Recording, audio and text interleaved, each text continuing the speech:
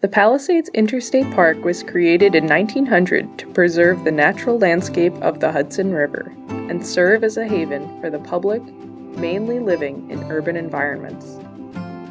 Since its creation, our park has welcomed millions of people to explore scenic riverbanks and primordial cliffs. We also encourage our visitors to learn more about their own past by exploring park historic sites, reading interpretive signs, as well as watching videos like this. The Women's Federation Monument, a Gestalt achievement by Lizzy Kim. 30 minutes into an easy hike from the State Line Lookout, you'll approach what appears to be a miniature castle. There will be little kids and adventurous adults climbing the stone structure, modeled after River Rhine's ancient watchtowers in Germany. Standing before you is a Women's Federation monument.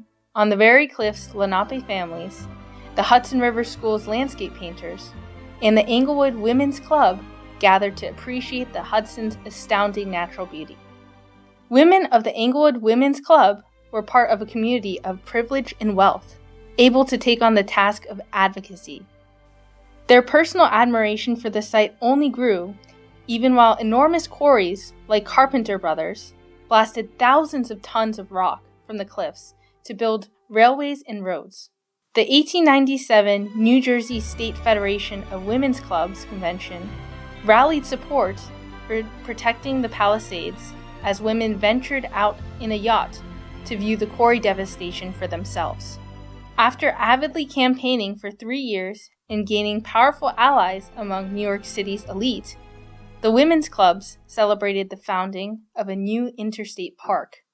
In 1900, Governor Foster Voorhees and Governor Theodore Roosevelt signed legislation forming the Palisades Interstate Commission, which would preserve the Palisades riverfront.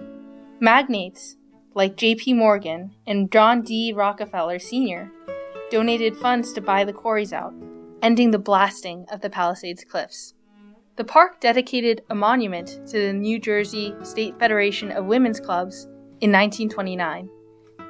As a first of its kind, the 1929 landmark not only openly commemorated those of the New Jersey State Federation of Women's Clubs, but also paid tribute to the celebration of all women alike.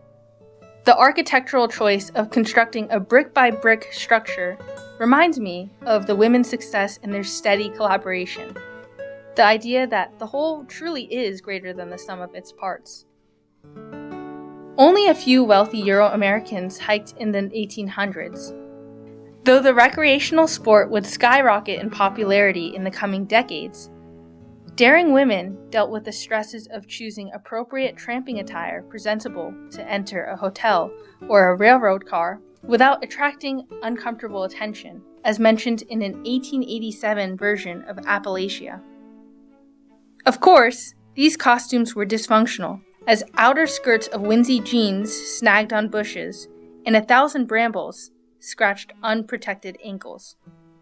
Even with the mounting social pressures to maintain an unachievable, aesthetically feminine image, women courageously hiked on parklands under the Palisades cliffs. This in itself was a feat. The women's rallying caught the attention of Governor Theodore Roosevelt, who would become the 26th president, as well as business tycoons like J.P. Morgan and Rockefeller. The campaign was recognized by the government and showed that women could care about the environment and be active advocates for conservation. Even with its rich history, maybe you'll still see a humble, whimsical castle. But hidden behind those stone walls is a powerful story about our local women and their team effort. Well done.